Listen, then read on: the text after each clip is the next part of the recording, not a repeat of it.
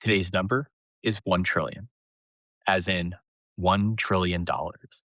That is what one company is reportedly aiming to be worth when it files paperwork to go public this fall. The biggest tech IPO ever attempted. $1 trillion. Hang on to that number for a moment. We'll get to it here momentarily. I'm Don Michalik, and this is your morning intelligence for Friday, May 22nd, 2026.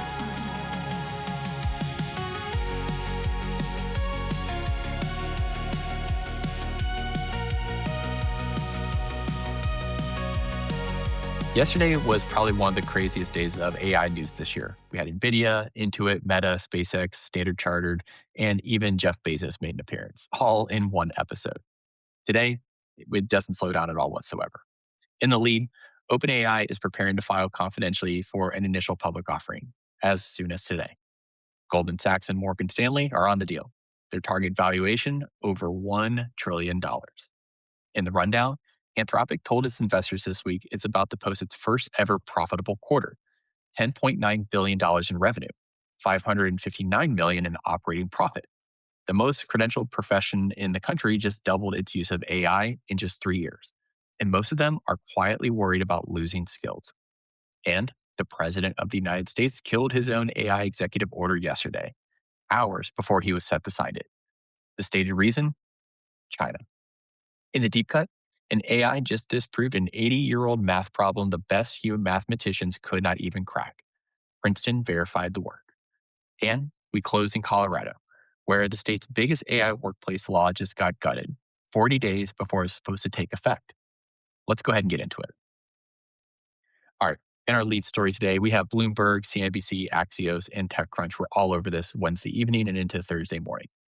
OpenAI is preparing to file confidentially with the U.S. Securities and Exchange Commission for an initial public offering as soon as today. The company is working with Goldman Sachs and Morgan Stanley. Target public debut September of this year. Target valuation over $1 trillion. Some context behind that number, if I may. OpenAI's last private valuation came in at $852 billion.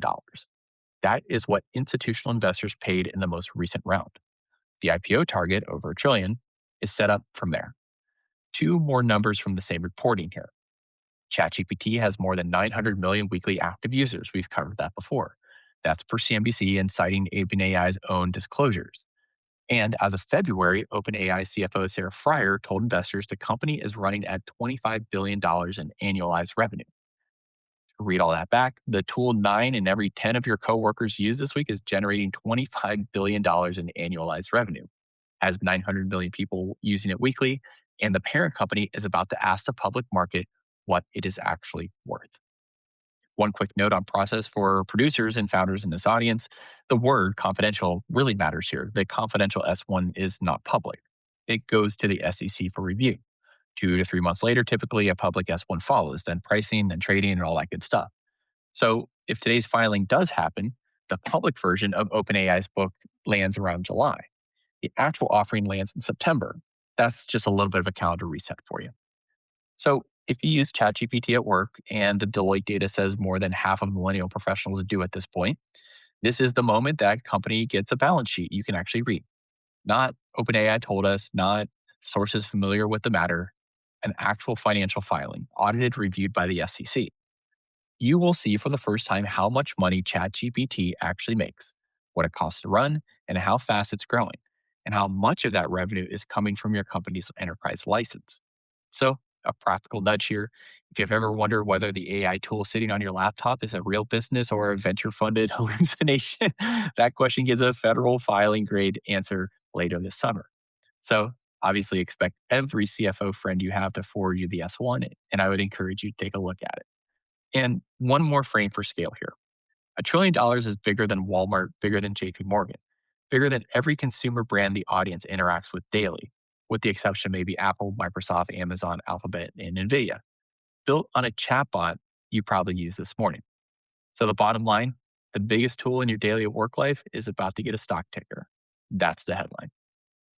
All right, let's go ahead and get into our rundown. Same week, same theme, different company here. Bloomberg broke this Wednesday evening, and CNBC, TechCrunch, and Engadget all confirmed, I think, on Thursday morning. Okay, anyways, Anthropic, the company behind Claude, told its investors it's on pace for its first profitable quarter ever. Here are the numbers per Bloomberg. Q2 2026 revenue, $10.9 billion. Dollars. That is more than double what they did in Q1, which came in at $4.8 billion. Dollars. Operating profit off that quarter, a projection of $559 million. Dollars. And the cost line that actually matters here. The amount Anthropic spends on compute, every dollar of revenue, dropped from 71 cents in Q1 to 56 cents projected in Q2. That is a 15-cent improvement in 90 days. That's enormous. It's how you go about thinking about whether I lose money to actually make money. So, two key pieces of context here.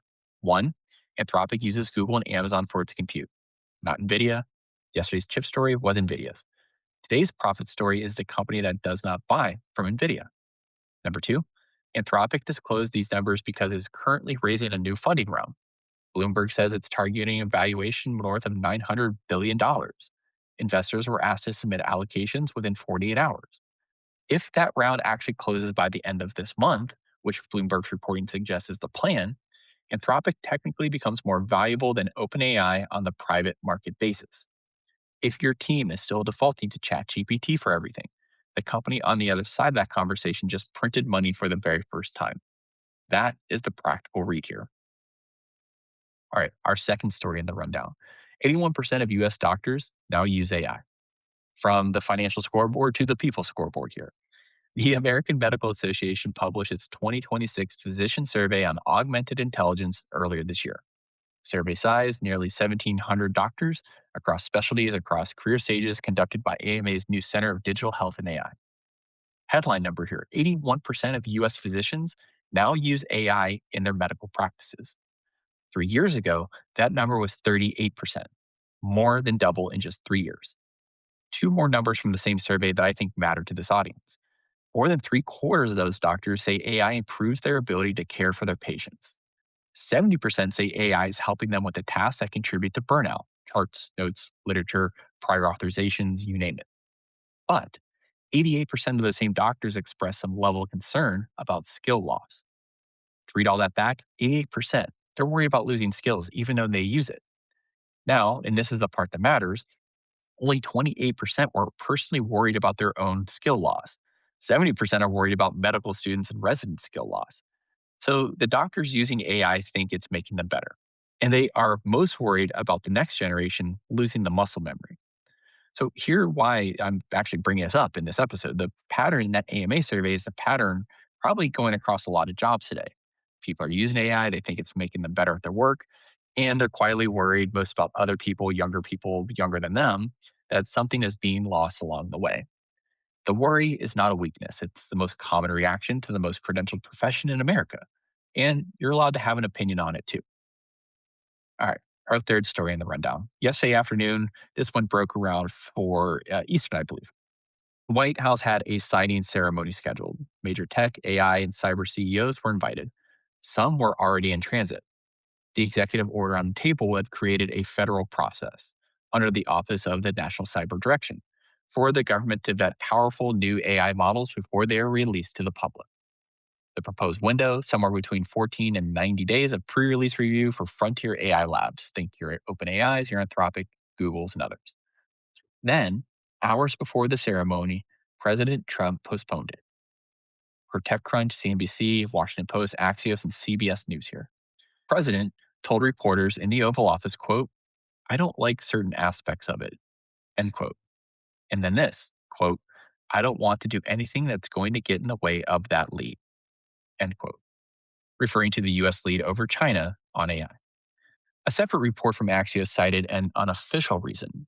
Not enough tech CEOs could make it to Washington on short notice. No rescheduled date was announced. Now, same week across the Atlantic, the European Union's AI Act has the next major enforcement deadline coming up, August 2nd, 10 weeks out. That is when most of the AI Act's rules come into force, including the high risk AI provisions the Article 50 transparency rules is supposed to denote. And a separate EU watermarking deadline lands on December 2nd, where AI generated content has to carry transparency markers. Two governments, same week, two completely different answers to the same question of whether AI gets reviewed before it ships. If your company sells anything into Europe, you have a real August deadline to consider here. if your company sells anything in the United States. The rules just got pushed for a second time. The rules are not catching up, they're actually spreading apart here. All right. If you're enjoying Morning Intelligence, do me a quick favor here and share this episode with one of your friends, maybe a coworker, maybe a family member, someone who's asking you about what's going on in the world of AI. You share this episode with them, you look awesome, they get informed, and you help the show grow. And I'd greatly appreciate if you shared this episode with them. Thanks so much. All right, let's go ahead and get into today's deep cut. On Wednesday, OpenAI announced something that did not get the coverage I think it deserved, but the math community is still thinking about it. I can guarantee you that. An internal OpenAI reasoning model independently disproved an 80-year-old problem in mathematics. For TechCrunch and MIT Technology Review on this one. Here's the problem. It was called the planar unit distance problem. One of the most prolific mathematicians of the 20th century first posted it in 1946. The math is technical. The headline is for 80 years, the assumed answer was wrong. And no one had proven it was wrong until ChatGPT got on the scene. The OpenAI model produced what mathematicians call an infinite family of counterexamples, which means it did not just find one case where the old assumptions broke, it found a whole class where it broke. And it did it without human guidance on the math itself. The proof was independently verified by three working mathematicians Noga Alan at Princeton, Melanie Wood, and Thomas Bloom, who maintains the Erdos Problems website. None of them, obviously, are OpenAI employees. That last part is what makes this matters, at least to me. OpenAI is in the middle of pitching a $1 trillion IPO. Of course, OpenAI is going to publish things that sound impressive. But this one, the proof was actually checked by Princeton. So you don't need to understand the math. You don't need to know what the unit distance actually means. The point is, an AI just did something a generation of human mathematicians could not do at the level of the actual research frontier with no human guidance whatsoever.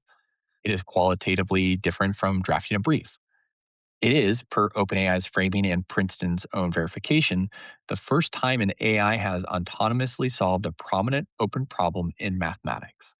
So, the takeaway here the ceiling on AI just moved, just a little bit, and Princeton checked the work for us. All right, fun closer for today. You may have remembered the Colorado story, but I'll cover it here real quick. 2 years ago, Colorado passed what was supposed to be the most comprehensive AI workplace law in the country. The original effective date was February of this year. The legislature already pushed it out once to June 30th of this year, about 40 days. Under the original law, if your company used AI to make consequential employee decisions, your hiring, scheduling, pay, all that good stuff, you had to maintain written risk management policies, conduct annual impact assessments, and test the systems for algorithmic discrimination, real structured requirements. Well, last week, Colorado's governor signed an amendment, Senate Bill 26-189. The new compliance deadline, January 1st of 2027, and the law's substance narrowed dramatically. The original requirements are now gone. The new scope only covers AI systems that, quote, materially influence, end quote, a consequential decision. And it excludes identification verification, cybersecurity, and routine decisions. So here's where we are. Washington postponed the federal AI executive order yesterday. Colorado gutted its state AI employment law last week. Brussels counting down 10 weeks for their enforcement, and the only government still on the clock for AI is the one on the other side of the Atlantic. For Monday, let's go ahead and take a look at some stories maybe take a look at. We'll likely know whether OpenAI's confidential filing is actually in the SEC's books, so if it is, we'll make sure to cover that. We'll also know whether Anthropic's $900 billion funding round closed, so again, we'll cover that if anything transpires over the weekend. And we'll be watching for an executive order that did not get signed yesterday to see if a new date gets put on the calendar. So we'll see you next week. And that's your morning intelligence for Friday, May 22nd, 2026. If you like what you heard, hit subscribe from wherever you're listening. Share this episode with that one friend who keeps telling you, hey, I want to learn more about the world of AI. You know who they are. I'm Dom Michalik. Thank you so much for tuning in today and have a great weekend.